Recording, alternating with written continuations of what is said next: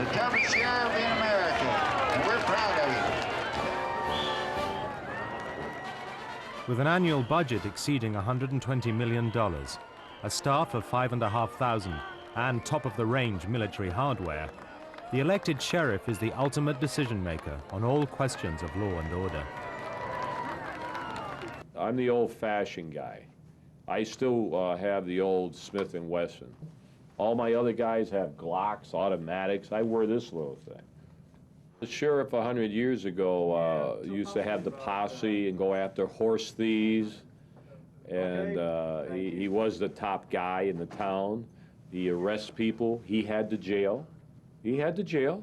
Nothing has changed on the concept. My policy in the jails very simple.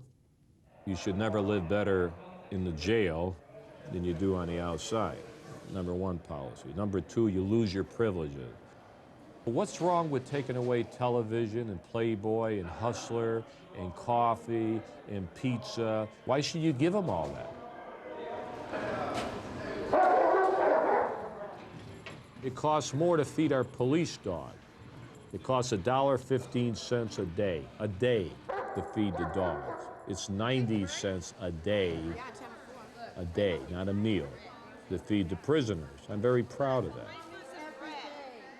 I'm an equal opportunity incarcerator. Why should we discriminate against women? Why should they be treated the same way?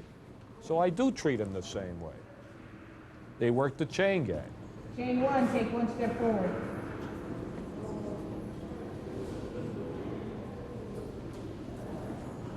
Does everybody know the rules? Yes, ma'am. Forward, march. Don't pay attention to anyone in the kitchen. Don't pay attention to anyone in the intake. Your eyes need to be straight ahead. You need to march in a straight line. Guys, be on that line.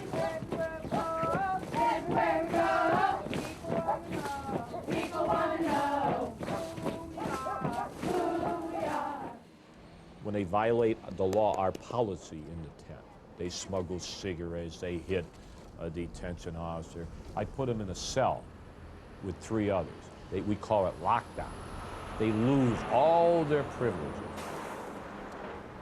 Now, how do we get them out? They want to go work. The only way I'm going to let them go back and get out of lockdown is work.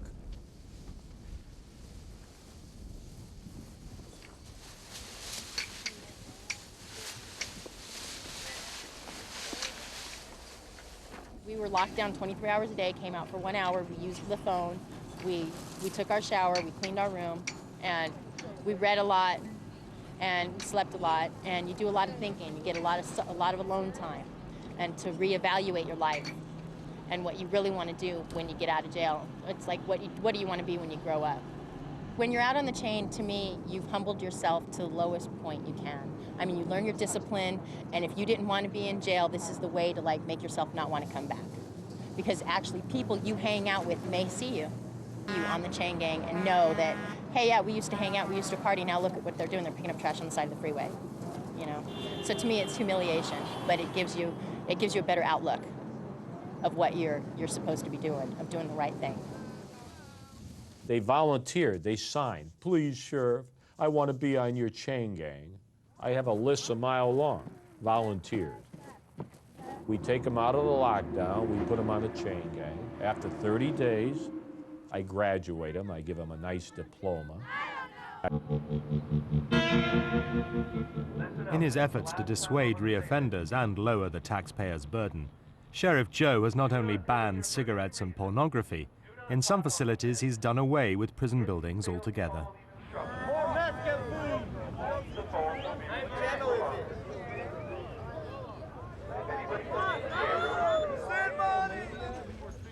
We put the tents up for $100,000. 1,400 prisoners in a jail for $100,000. It would cost $70 million to build a jail. So I got the tents free. They're Korean war tents. They're free. So they're next to the dump, the cheap land. So why should we spend all this money when you can do it cheap. We have the bicycles, they're gonna get exercise. They always want exercise. Now I'm gonna give them exercise. But as they exercise, they can put the electricity in the tent. No exercise, no electricity.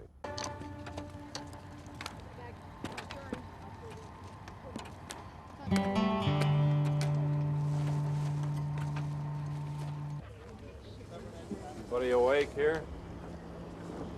Are you guilty? No. What are you in here for? Probation violation. What's the real charge?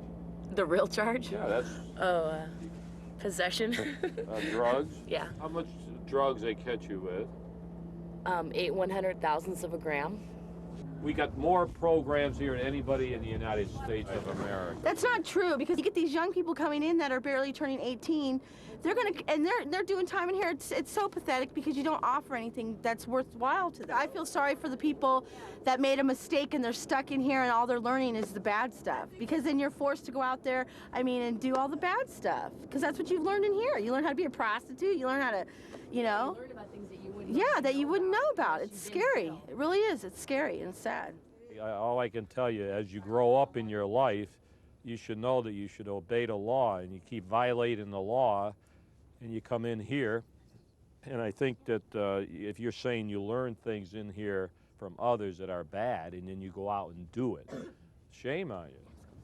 This should be an educational process for you to say, hey, I really want to be good. You know what's right and wrong. Don't go blaming these. It depends what your resources are. No, don't go blaming. The raised... trouble with everybody in this tent, you're always blaming someone else. I'm not blaming anybody. You are always I'm giving saying that Arizona excuses. sucks. That's Everybody what I'm else saying, is and the wrong. system You're sucks, and it right. needs to be changed. And all I hear is an excuse why you violate the law. And I'm tired of hearing that. You should know. Your state and I'll never come Good. back. I hope you do. Then I'll save a little money. The concept of the office of the sheriff is the same that it was in Cowboy Wyatt Earp days.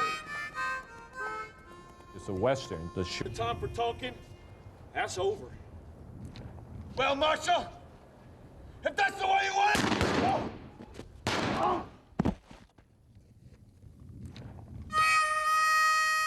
it. Did you all go to church last night? No. Praying that I won't be elected?